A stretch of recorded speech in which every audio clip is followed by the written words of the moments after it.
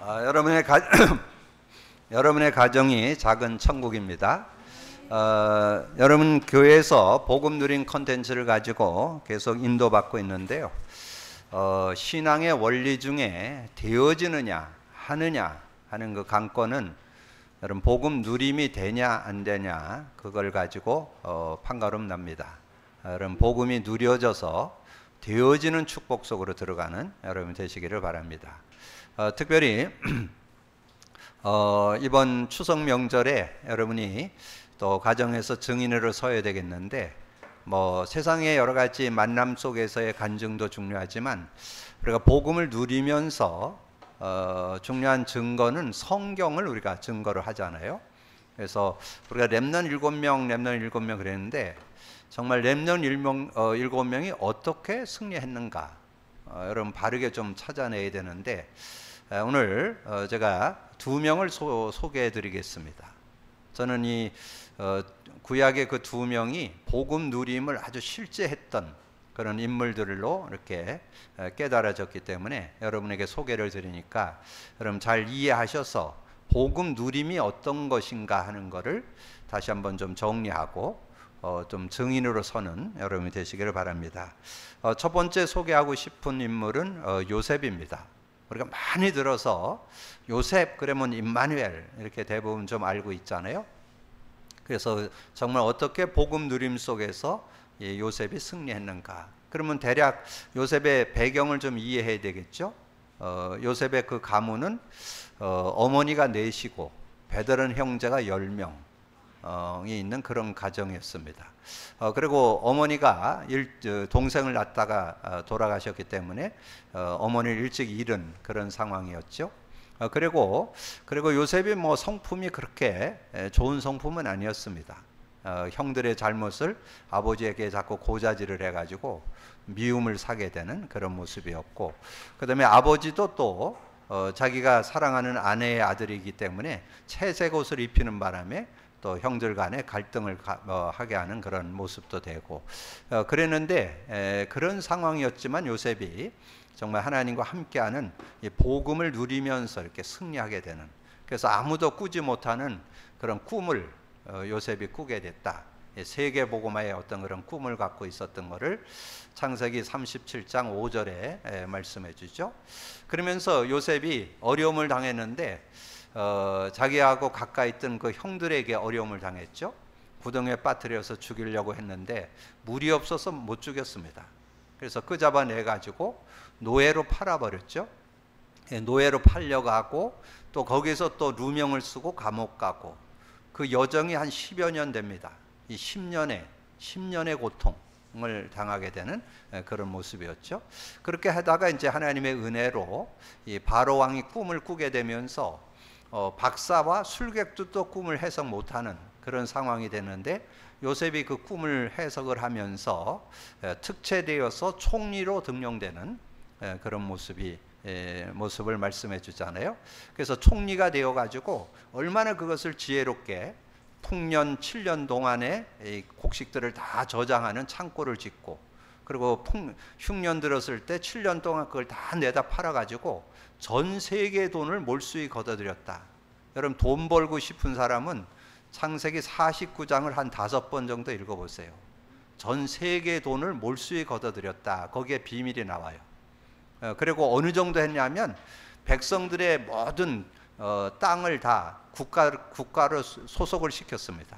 그리고 농사를 그 일을 해서 농사를 지어가지고 육은 자신들이 먹고 사는 바치도록 그렇게 해서 전 세계를 장악하는 그런 시대적인 그런 하나의 응답을 받은 서밋이 됐죠. 총리로서, 총리도 보통 총리가 아니에요. 전 세계를 좌지우지하는 그런 총리로 서게 되는 그런 모습을 보게 되는데, 그러는데 이제 어려움을 당하고 이제 가뭄이 들어서 이제 쌀을 사러 형들이 오게 되는 그런 장면이 창세기 45장 5절에 나오죠. 45장 1절에서 8절까지 나오는데, 근데 거기에 중요한 이 요셉의 신앙, 요셉의 중심, 요셉의 삶, 그게 거기에 다 묻어 나와요.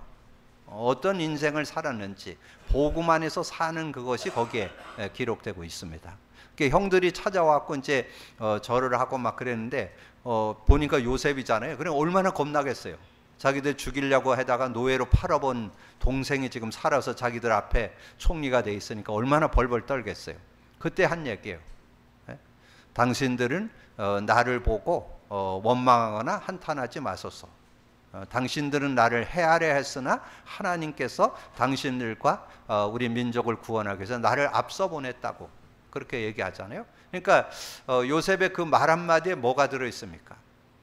보통 같으면 뭐 형들 아마 평생 원한 갖고자 아마 살아가. 대부분의 사람들 그렇게 살죠. 뭐 조금만 여러분이 어렵게 해도 그 원수 같겠다고 막 그렇게 하는데, 자기를 죽이려고 했고 노예로 팔아버렸고 그랬던 형들을 이렇게 용서하는 그런 모습이 나오잖아요. 근데 그거 정도가 아닙니다. 나중에 이제 아버지가 이제 돌아가시게 됐잖아요. 그러니까 이제 형들이 다시 한번 아버지 살아계셨으니까 그렇게 했겠지. 아버지 돌아가시면 이제 큰일 났다. 우리 이제 이 요셉으로 인해서 어려움 당할 거다. 이렇게 얘기하니까 그때 또 동일한 얘기를 창세기 50장 20절 21절에서 다시 그 얘기를 다시 합니다. 당신들은 나를 해하려 했으나 하나님은 그것을 선으로 바꾸셨다. 그러면서 21절에 당신들은 두려워하지 마소서 내가 당신들의 자녀를 기르리이다 하고 그들을 간곡한 말로 위로하니라. 그런 내용이 나와요.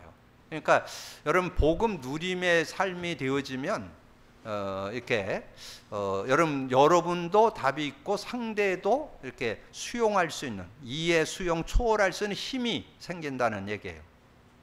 그래서 저는 이 요셉의 삶을 볼 때 정말 어떻게 그걸 수용해 줄 수 있어요? 도저히 이해 안 되잖아요. 여러분 조금만 어렵게 해도 여러분 수용하기 어려운데, 구덩이에 빠뜨려서 전에도 얘기했지만 장난친 거 아닙니다. 이 얘를 좀 어렵게 하자 이런 정도가 아니에요. 죽이려고 밀어넣는데 물이 없어서 안 죽었어요. 그리고 노예 시장에 팔아버려가지고 노예로 팔려가는 이런 어려움들을 줬던 형들을 용서하는 그런 모습이 나오잖아요. 그래서 복음의 능력을 여러분 정말 누리게 되면 누구도 용서하고 이해 수용할 수 있는 그런 모습이 될 수 있다 하는 걸 말씀드릴 수 있고, 그리고 이 다윗의 생애는 크게 뭐 이렇게 모난 부분이 별로 없어요.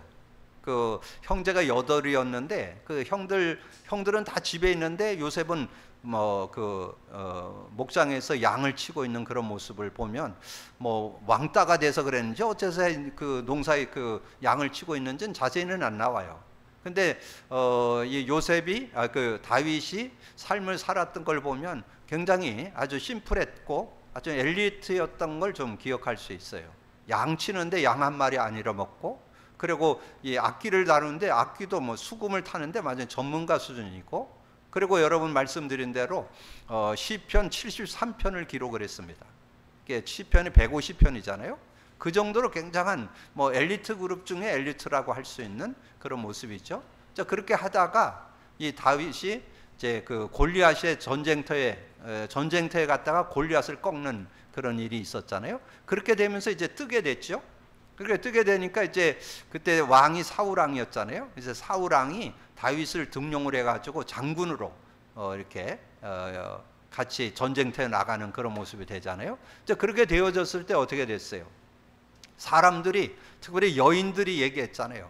사울이 죽인 자는 천천이고 다윗이 죽인 자는 만만이라고. 그러니까 그 얘기를 들으면서 이 사울 왕이 질투가 나가지고 이제 이 다윗을 어렵게 하는 그런 모습. 그렇게 해서 다윗이 여러분 계속 쫓겨다녔잖아요. 이 사울 왕이 왕권을 가지고 쫓아다니는데, 그래서 대략 이렇게 제가 찾아보니까 다윗도 한 10년을 어려움을 당했더라고요. 다윗도 한 10여 년을 이 사울 왕에게 어려움을 당하는. 근데 아무 이유 없이 뭐 다윗이 무슨 사울 왕을 해하려고 했거나 무슨 다른 어떤 거를 한 게 아니잖아요. 그 전쟁터에 가서 골리앗 꺾은 거 하고 전쟁터에 가서 승리한 거 그거 뺀이 없는데 이 사울 왕이 시기 질투해 가지고 어려움을 주는 그런 모습이었잖아요. 그리고 결정적인 게 뭐예요? 그 엔게디 굴이라고 하는 그 굴에 다윗이 먼저 들어갔죠. 들어가서 쉬고 있는데 나중에 이 사울 왕이 나중에 들어왔어요. 그럼 여러분 굴에 들어가 있으면 먼저 들어가 있는 사람은 다 이렇게 다 보이잖아요. 근데 사울왕은 안 보이니까 어쨌든 들어와서 뭐 거기서 용변을 받는지 쉬었는지 그러고 있었어요. 그러다가 이제 그 사울왕이 나가려고 그랬는데 그 들어와 있을 때 다윗이 그 옷자락을 이렇게 칼로 베었습니다. 그래 갖고는 이제 다윗왕이 그 사울왕이 일어나서 나가니까 그때 소리를 친 거예요. 왕이시여 그러면서 소리를 치는. 얼마나 놀랐겠어요. 자기가 죽이려고 하는 사람이 소리를 지르니까. 근데 놀라운 것은 사울왕이 나가면서 한 얘기가 여러분이 사무엘하 19장 16절에서 20 그 내용에 보면 나와요. 사무엘 상에 보면 그런 내용이 나와요. 그 사무엘상 24장 17절에 보면 그런 말이에요. 다윗은 사울왕은 자기를 해하려 했으나 이 다윗은 그를 살려주는 그런 모습이 나오죠. 그러면서 그 사울왕이 나가면서 한 얘기요. 너는 왕이 될 것이다. 너는 멋있는 왕이 될 것이다. 라고 이렇게 칭찬하는 그런 내용도 나와요. 근데 나가서 또 어렵게 합니다. 그냥 그 자리에서만 잠깐 그래고 또 사울왕은 또 다윗을 죽이려고. 그래서 어느 정도였습니까? 하도 죽이려고 하니까 그 나라에 살 수가 없어요. 그래서 이웃 나라인 블레셋까지 도망가는 그런 상황이 벌어졌잖아요. 그런 어려움들을 계속 당했는데 여러분 그렇게 어려움 당했던 그 사울왕이 결국은 자결하게 되는 그런 어려움이 있었잖아요. 그런 모습이 되면 어떻게 보통 사람 같으면 아이고 꽃이다 그렇게 얘기할 거 아니에요. 근데 그거를 그 사울왕이 죽었을 때 그것을 진정으로 애도하고 그 사람을 위해서 이렇게 좀 아마 왕으로서의 어떤 그런 모습을 예우해주는 그런 모습이 성경에 나옵니다. 그러니까 전혀 그런 그 사울왕에 대한 미움이라든가 뭐 원한을 갖고 있지 않는 그런 모습. 그게 복음 누리는 자의 삶이요. 그럼 복음 누리는 자의 삶. 이제 그렇게 살다가 다윗 왕이 왕이 됐죠. 왕이 돼가지고 또 그 아들 압살롬의 반란을 위해서 또 맨발로 도망가는 그런 어려움을 당하게 됐잖아요. 그런데도 이 자식도 미워하지 않아. 압살롬이 그렇게 한 반란을 일으킨 거에 대해서 전혀 그 죽이지 말라고 부탁하는 그런 장면이 나오잖아요. 근데 막 도망가는데 또 시므이라고 하는 사람이 이제 다윗왕 끝났다고 막 먼지를 날리면서 막 그 조롱을 하고 막 그 비웃고 그러잖아요. 그때 신하들이 얘기합니다. 당장 가서 저 시므이 죽여버릴까요? 죽이지 말아라.